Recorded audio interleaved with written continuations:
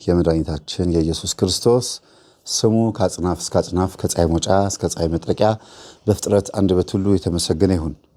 እንደ እግዚአብሔር ፍቃድ ዛሬ ይዤላችሁ የመጣሁት ክፍል 196ኛ የህይወት ገጠመኝ ነው። በዚህ ገጠመኝ ላይ በጣም ብዙ የምንማራቸው ነገሮች አሉ። በርዕሱ ላይ እንዳያችሁት አንዲት አለሌና ዱርዬ የሆነች ሴት በሰፈሩ ግን የምትታወቅበት ስምና ዱርዬነቷ የት ሰፈር እንደሆነ እናያለን። ከዛ በዛ ህይወቷ ውስጥ ደግሞ እንዴት ብልጥ አራዳ አስመስሎ ህይወቷን እንደጎዳት አንዳንድ ሰዎች አራዳ የሆኑ ብልጥ የሆኑ ወይም ደግሞ በጣም ዘዴኛ የሆኑ ብልሃት የማያጣቸው የሚመስላቸው ሰዎች አሉ።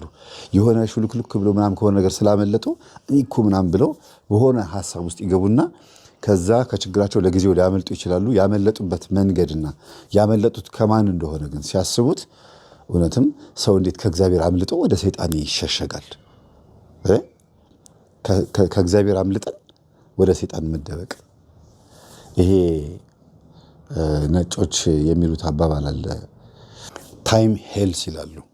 ጊዜ ይፈውሳል የሚሉት ነገር አላቸው። በጣም የሚገርመኝ አባባላቸው ይሄ ነው። በብዙ አይነት መንገድ ለማየት ሞክሬ የነበረ ጊዜ ይፈውሳል ማለት ለሁሉም ጊዜ ያለው ማለት ነው። በተዘዋዋሪ መንገድ ጠቢቡ ሰለሞን ከተናገረው ላይ ነው የወሰዱት።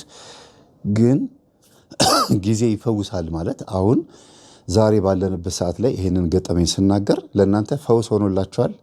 ለዚህ ገጠመኝ ባለቤት ደግሞ ምን እንደሆነላት ታያላችሁ፣ ትሰማላችሁ። ታይም ሄልስ።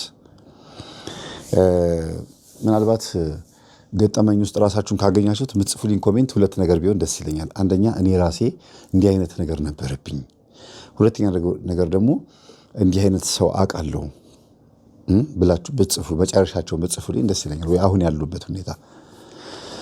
ምክንያቱም አስተማሪነቱ የበለጠ በጣም ብዙ እህቶችን ስለሚያድን ነው።